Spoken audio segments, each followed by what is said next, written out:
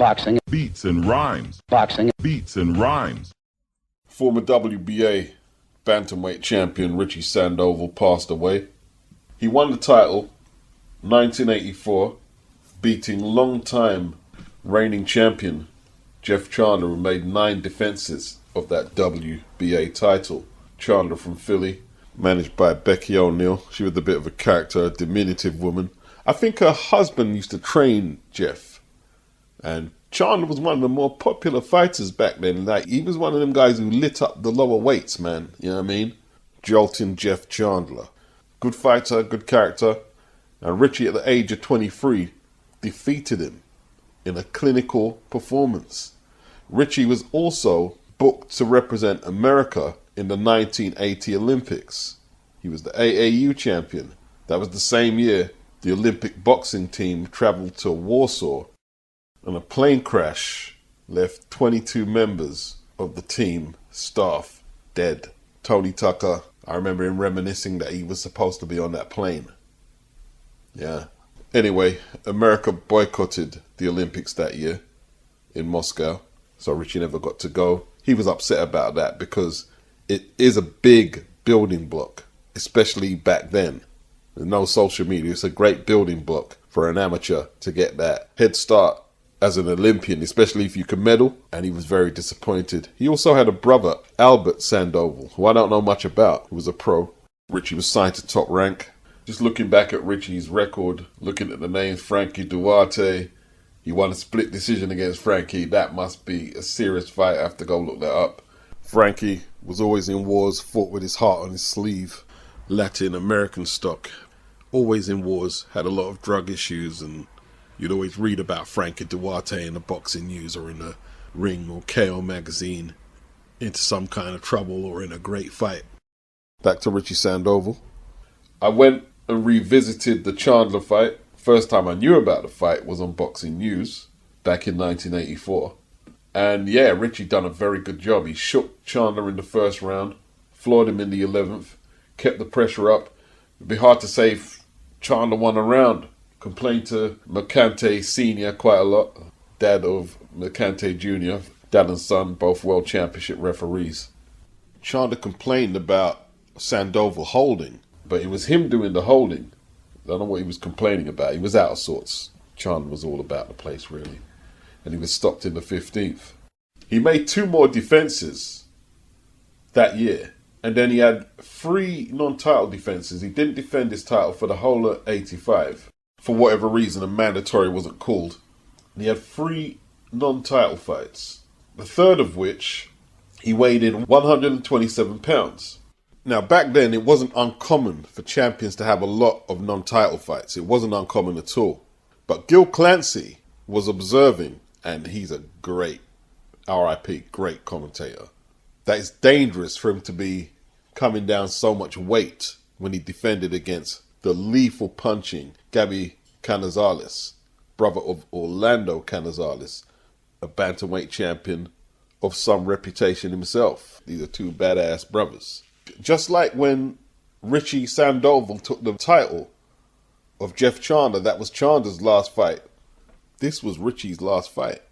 Although Chandler voluntarily retired, Richie didn't really get that option. First round, he was hurt by a big right uppercut.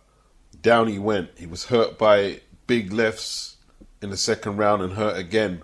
And, you know, the bravado in the third when he was hurt, come on, come on. But you can't do that with this guy, Canizales, man. Hits too hard.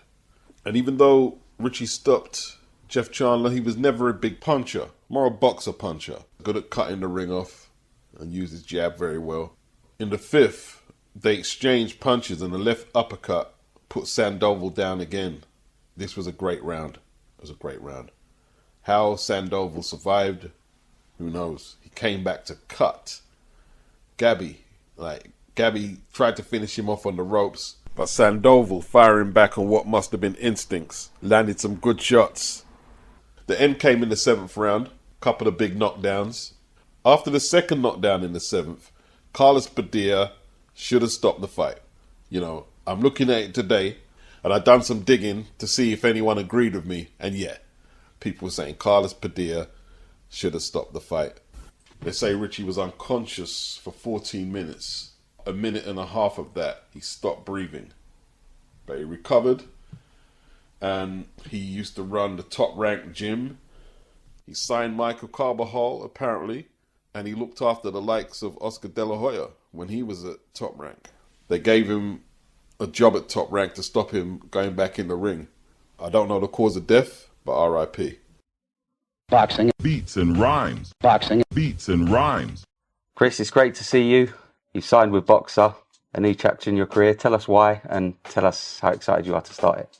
Boxer, Ben Shalom, Sky Sports, that whole outfit, it fits the direction that I want to go in. I'm very excited, and we have big plans over the next 12, 24 months. We've got big fights in the pipeline, and these guys can make it happen, and make it happen how I want it to happen. You know, this is a partnership. You know, I have the freedoms and the leeway to work how I want to work, which is very rare, and I haven't had it for a long time.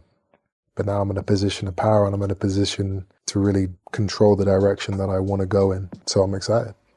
How could I describe Ben Shalom? Young, fresh and green. Young, fresh and green. Like Boxy old Pats is saying, Eubank saw Ben Shalom a mile off. Why get battered off Canelo when you can make easy money fighting bums? I mean, if he's not going to take the Canelo fight, and there's a 4-man hit list Chris spoke about, you're not getting the Crawford fight. Canelo fight, that's gone. Priced himself out. Conor Ben, it could happen, but it's not happening on Sky.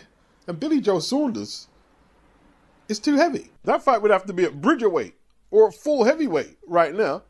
And as far as I know, if Billy does come back, Billy was talking about working with Eddie. That's why I heard that might have changed. So like Boxy Pats is saying, Benny's going to have to pay him a considerable amount of money for fights, but who's he going to be facing? And what kind of viewership is it going to generate? How much does he have to pay Chris? The last 2 fights against Liam Smith were box office. I paid for both of them. What opponents is he going to get that can justify box office after that 4-man list is already exposed as a dud? But yo, big up Chris. He's a good businessman. You can say what you like. We're going to make big fights. He just had a big fight there and priced himself out against Canelo.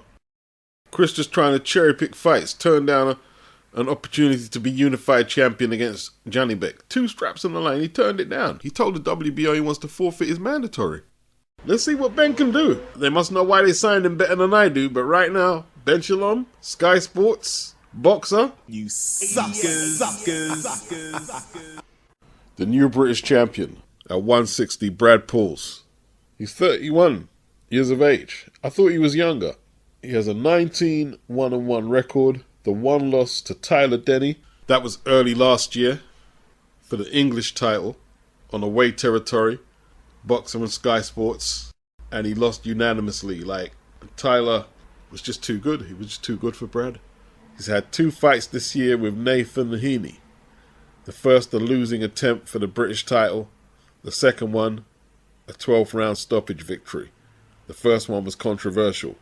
And on the strength of that, he reports to us, I'm signed with Queensbury for my next few fights. It's been a long road. He turned pro 2015. He's been up and down the country, small hall fights with the Goodwins, York Hall, and up Plymouth. You could argue he was unlucky with the decision in the first Heaney fight on away territory. But this time, he did it. And on the strength of beating the Queensbury fighter, he's got a contract with Frank Warren. And you've got to be glad for him, you know what I mean? Because his life's going to change now. His life is going to change. Big up Brad Pauls. My life has changed. Boxing. Beats and rhymes. Boxing. Beats and rhymes. We haven't heard anything about the Top Rank situation. I'm going to just ask you this. Are you pleased and satisfied with how that situation ended? Of course. I see you smiling. Of course. You know what I mean? I'm happy. I'm pretty sure Top Rank happy that it's all over. We did what we had to do to, settle it in court. Now, a lot of people said that Terence Crawford's lawsuit against Bob Arum for racial bias against Crawford, failure to deliver the Spence fight, breaches of good faith, negligence, etc., was baseless, and that's why we haven't heard anything. But understand that just because you don't hear anything doesn't mean there isn't a process that's either occurring or has occurred. What it is, we get so much information with social media, lawsuits, purse bids, purse splits, contractual details, etc. They're not obligated to release this information. You get way more information than back in the day than you could ever get from magazines and newspapers and television. There's just so many outlets. And some people think that everything is fair game to be a news story for public consumption, but it's not. Terence settled out of court. I don't know if there's a gagging order. He probably can't come out and say how the process played itself out. And he's not the type to do that anyway. There's no need for him to let the world know that he settled out of court. Crawford was seeking up to $10 million in compensation. I don't know what he got when he settled out of court, but he was happy with it. A lot of moving parts in that lawsuit, including elements about racial bias against Crawford and other top-ranked fighters, black fighters. And there's a lot of information from that case. What Bob Arum doesn't want to come out, so he's not going to address it. Tony Labov, he's not going to address it. And that's that. Settled out of court. Case closed. Done. Boxing. Beats and rhymes. Boxing. Beats and rhymes. Boxing with the shoes on against boxers, that's brain damage. What do you mean? Because boxers hit a lot harder. Less weapons to protect yourself, too. Yeah. You think boxing is just straight brain damage? Yeah, pretty much. If you're going to be fighting those elite guys, it's brain damage. Very interesting insights from MMA fighters. ALISTAIR OVEREEM, a Francis Ngannou victim, a vicious left uppercut knocked OVEREEM out. And when he said boxers with the shoes are basically like lethal weapons, they hit harder than MMA guys. And I say, what do you mean with the shoes? In MMA, they fight barefoot. And basically what he's saying is you can't plant your feet, your bare feet, like you can when you're wearing shoes or boxing boots. Can't plant your feet and get as much power in your shots. The one guy, he ad-libbed, there's less weapons to defend yourself when you box. And Overeem said he was there at the Ngannou Fury fight, and they was asking him, are you going to take part in a boxing match? And he went, no. Brain damage, and they're just explaining how dangerous boxing at a certain level is, especially in that heavyweight division. And Anthony Joshua basically looks like he's done serious damage to Francis Ngannou, maybe psychologically as much as physically. And obviously Francis lost his son, his 15-month-year-old son. That's devastating. But, you know, like, he was talking to Joe Rogan this week. He was talking about the blurry vision, voices getting distorted in the corner. Yeah, that was probably that right hand Joshua hit him with that gave him blurry vision, made him hear voices. Fight week, he says the media are going to pick him up. He gets to the venues, and then he has to wait an hour and a half for media. He says this keeps happening all week. Dewey Cooper, his trainer, gets mad, which he shouldn't have did. That was amateurish. He should have tried to resolve the situation, but he shouldn't have got mad in front of his charge. It was up to him to assure everything is good, Francis. Francis himself, he said he didn't notice all that until Dewey started moaning and getting mad. That's if that's true. Francis gave himself extra time to prepare in Saudi Arabia, more time than he gave himself to fight Fury, where he lost a split decision and floored Fury. Fight day, he said there was an email that they're going to pick him up at 10:30. He said the car was out there by 10:20, and they said fight time was 1 a.m. Then they told him the show's running late, 1:45. He said Joshua was there at 1:30. He said he finally left the room at 3:30 to fight, and he said he had trained to fight between 12 midnight and 1 a.m. And he said he was hitting the mitts, falling asleep, hinting that he had been drugged. I don't think he's going to be the same. He fights in MMA next in October, that PFL league. It's a lot of excuses. It's a whole load. Doing a little too much there, Francis. A little too much. You know what I mean? Francis bought into the AJ can't take a punch. Fury takes a better punch. I think a lot of the negative traffic that had been targeted for Anthony Joshua, he bought into it. And when he got brutally dispatched, it was just too much of a shock to the system. And it's going to take a little while to get over that. A little while. He did say it wasn't Joshua's fault. He tried to give Joshua credit, but he tried to blame the promoters of the event. Eddie Hearn. I think he even blamed Frank Warren, and Frank Warren has nothing to do with Anthony Joshua. Boxing. Beats and rhymes. Boxing. Beats and rhymes. Yeah, Derek was definitely onto something. Joe boxes because Joe's athletic, and he's been able to get by on that, and he did very well. But does he have the temperament of some of the great heavyweights? You know, Joe flipped Chisora's baseball cap up, but he didn't knock it off, did he? He didn't grab it and throw it, and Chisora just pulled it back down. Doesn't have that nasty streak. It doesn't mean he can't whoop Derek's ass really bad tomorrow, though. Chisora came out with the ZHANG mask. Did Joe see that? Now, I'm going to go into psychologist mode. Derek's been knocked out himself, but it was a few years back since he'd been knocked out. He was stopped by Tyson Fury, but he was on his feet and he wasn't floored. How long does it take a fighter to get over a devastating knockout defeat, is the question. Derek is one of the most experienced heavyweights in the current climate. After his knockout defeats, his bad knockout defeats, the last of which is when Dillian knocked him out in December 2018. He came back, had the fight with Senad Gashi, where, you know, it was a horrible fight to watch. Went the distance. Knocked out Spilker in a round. This is all 2019. And then defeated David Price at the O2. Stopped him in 4. So he came back pretty quickly. But that doesn't mean he was over the knockout. Some fighters are just more robust than others. So even if they're not psychologically where they need to be, they're still going there and swing. And Derek's one of them guys. Doesn't mean he's over it.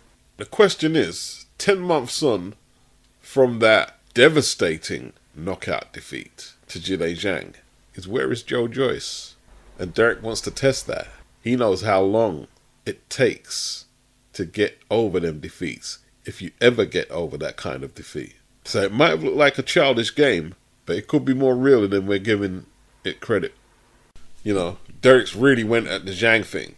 He wore the ZHANG mask. He was asking, can we FaceTime ZHANG and get ZHANG to walk him out? Joe talking about the 5 guys that Derek normally shares with his opponents post-fight. Derek said, no 5 guys for you. You're getting chicken chow mein. You got knocked out twice by a Chinaman. There's no comeback from that. And he's really been hammering that hard. Now, if Joe splatters him in a couple of rounds, it will all mean nothing.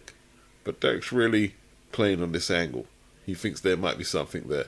It could be desperation, that Derek's really trying to hit this angle that hard. He said Joe's got PTSD from the 2 ZHANG fights. And if that's the case, he's really trying to trigger it.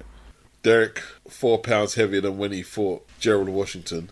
And Joe was a little lighter than when he fought Cash Ali. So that's around 256 for Derek, 282 for Joe.